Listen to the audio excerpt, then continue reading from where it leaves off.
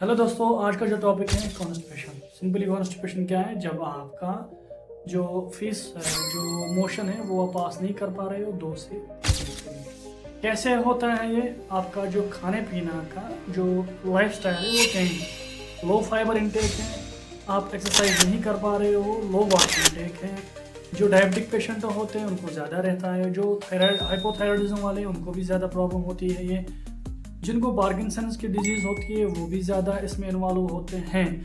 और जो ओपियाइड पे होते हैं, चाहे एक अफीम कोई ले रहा होता है या कोई और ओपियाइड वाली ड्रग ले रहा है, उनको भी ज़्यादा प्रॉब्लम रहती है।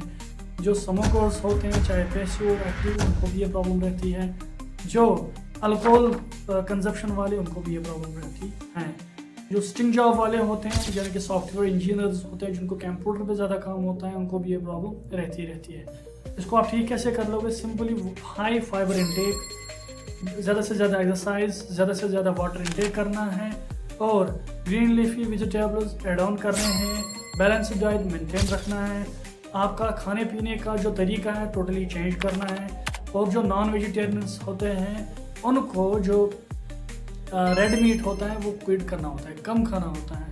और जो बेक्ड चीज़ें होती है, मैदा या बाकी और भी चीज़ें, उसको क्विट करनी होती है। जिसमें शुगर इनटेक ज़्यादा हो, शुगर ज़्यादा हो, क्वांटिटी हो, ग्लूकोज ज़्यादा हो, वो कम खानी है, कम करनी है डाइट में अपने। जिनको ज़्यादा ही प्रॉब्लम रहती है वो क्या करें, रात को सोने से पहले दूध में थोड़ा सा घी, जो घर का घी हो, अच्छा आपको पता हो ये वेल घी है, घर का घी है, तो वो आप एड ऑन कर सकते हो। जैसे गाय का घी है, बहुत ज़्यादा घी होता है, बहुत अच्छा होता है।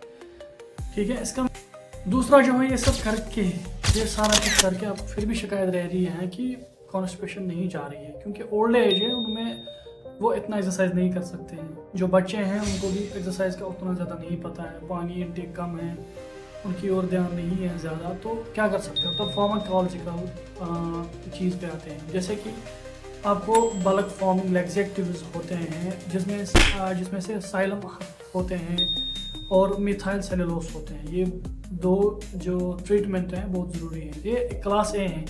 क्लास ए था। क्लास बी में क्या आप कर सकते हो? ऑस्मोटिक लैक्सेटिव जिनको बोलते हैं, इलेक्ट्रोलोस आप एड ऑन कर सकते हो और मैग्नीशियम हाइड्रोक्साइड आप एड ऑन कर सकते हो। क्लास सी है स्टूल सॉफ्टनर्स। फिर क्लास डी आता है जो कि है स्टूमुलेंट लैक्सेटिव्स, जो बहुत ही कम समय तक चलनी होती है, लॉन्ग टर्म नहीं होती है, शॉर्ट एक्टिंग होती है, शॉर्ट टर्म होती है। अगर आप ये ज़्यादा देर तक लोगे तो आप फिर डिपेंडेंट हो जाओगे, यानी कि अगर जब तक आप ये मेडिसिन नहीं लोगे बाद में आपकी कॉन्स्टिपेशन नहीं जाएगी, फिर आपको ये लाइफ लॉन्ग लेनी पड़ती है इन केस। तो इट इज़, तो अगर आप स्टूमुलेंट लैक्सेटिव्स पे हो तो याद रखिए उसको ज़्यादा देर नहीं लेनी होती है, बहुत कम समय तक ये चीज़ें लेनी होती है। ठीक है। इन शॉर्ट, आप कॉन्स्टिपेशन को सिंपल घर में बैठ के बचा सकते हो। फाइबर इनटेक ज़्यादा रखना है आपको, मॉर्निंग वॉक बहुत ज़रूरी करनी होती है, जिम जाना बहुत ज़रूरी है, आपका जो एब्डोमिनल एक्सरसाइजेस होते हैं वो बहुत ज़रूरी करनी है, जो मिल्क का कंसेप्ट मैंने बता दिया वो फॉलो करना है, और जो वाटर इनटेक है वो बहुत इंक्रीज़ करना है, जो फाइबर इनटेक है वो इंक्रीज़ करना है, जो आपका डायबिटिक पेशेंट होते हैं उनका खास ख्याल रखना है, जो हाइपोथायराइडिज्म वाले हैं उनका खास ख्याल रखना होता है, जो लैक्टेटिंग मदर्स होते हैं, प्रेग्नेंट मदर्स होते हैं, बच्चे होते हैं और बूढ़े होते हैं, उनका ज़्यादा से ज़्यादा ध्यान रखना होता है। और बैलेंस्ड डाइट का बहुत ध्यान रखना होता है। ग्रीन लीफी वेजिटेबल्स का बहुत ही ज़्यादा एड ऑन करना होता है अपने खाने में। जो नॉन वेजिटेरियंस होते हैं, रेड मीट जो होते हैं, उसको कम से कम खाओ, कोशिश करो क्विट करने की, अगर नहीं कर रहे हो तो कम खाओ।